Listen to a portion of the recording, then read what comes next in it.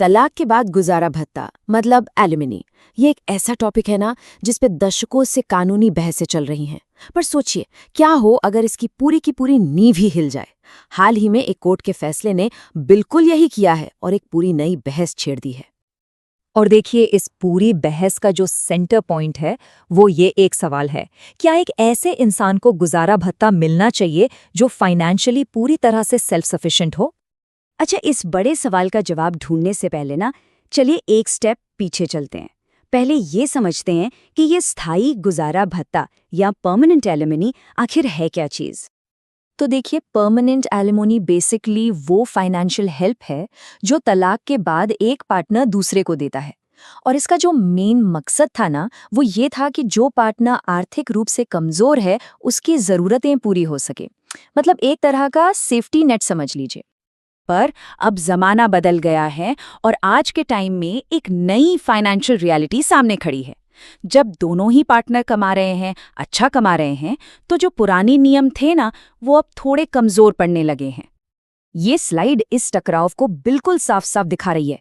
देखिए, एक तरफ तो है वो पारंपरिक सोच जहां एलिमनी को एक डिपेंडेंट पार्टनर के लिए जरूरी माना जाता था, और दूसरी तरफ है आज की हकीकत जहां पति पत्नी दोनों ही फाइनेंशियली इंडिपेंडेंट और सक्सेसफुल हो सकते हैं।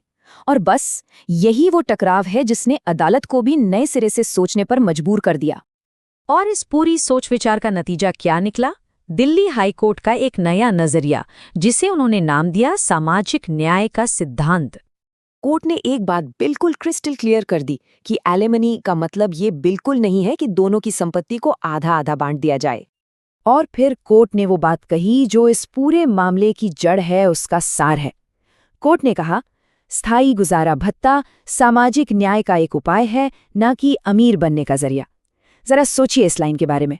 यही वो सोच है जो इस पूरे फैसले की नींव बनी। तो अब सवाल ये उठता है कि कोर्ट ने इस सोशल जस्टिस वाले सिद्धांत को एक रियल केस में कैसे लागू किया। चलिए देखते हैं। तो ये सिद्धांत एक असल मामले में लागू हुआ। मामला था एक हाई रैंकिंग सरकारी अफसर का, और अदालत के सामने यही सवाल था कि क्या उन्हें गुजारा भत्ता मिलना भी चाहिए या नहीं। अब इस केस में ना 3 बातें बहुत ही अहम थीं। पहली बात, जो जीवन साथी एलिमनी मांग रहा था वो खुद फाइनेंशियली इंडिपेंडेंट था। दूसरी बात, वो कोई छोटी मोटी नौकरी पर नहीं थे, बल्कि इंडियन रेलवेज ट्रैफिक सर्विस में एक ग्रुप ए पद पर थे। और तीसरी बात, ये केस फैमिली कोर्ट से होता हुआ दिल्ली हाई कोर्ट तक पहुंचा था। तो इन सारे फैक्ट्स को और अपने सामाजिक न्याय वाले सिद्धांत को देखते हुए कोर्ट का फैसला बिल्कुल साफ और सीधा था।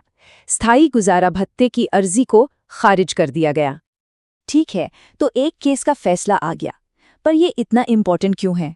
इसके दूर तक क्या असर हो सकते हैं? चलिए इसको समझते हैं।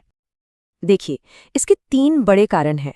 पहला तो ये कि ये फैसला साफ करता है कि एलिमनी कोई इनाम या रिवॉर्ड नहीं है, बल्कि एक सेफ्टी नेट है। दूसरा, ये आज की इकोनॉमिक रियलिटी को मानता है कि हाँ, अब दोनों पार्टनर कमा सकते हैं।